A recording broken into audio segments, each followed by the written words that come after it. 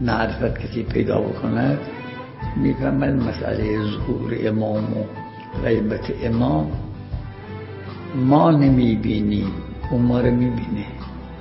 ما کلامش را نمیشنویم، او کلام ما را میشنوه. ما معرفتمون ناقصه، ما عینه که ما یک تاقی داره و الا اونا که ما رو میبینن. و دنیا را بخواهیم باید ناصر حقیقی را باید بخواهیم. اگر دنیا را میخواهیم آخرت دیگه معلوم. بله بشارتی است برای مؤمنین که عبادت در ایام غیبت افضل است از عبادت در حال حضور.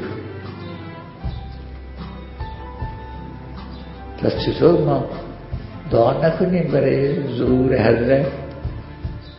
فرمود آیا میل ندارید که عدل در تمام دنیا مبسوط بشه؟ خدا ما را نجات بده، خدا بفهماند به ما، الهام بکند به ما، تثبیت بکند در ما که شکرگزار باشیم بر این طریقه‌ای که خدا هدایتمون کرده است.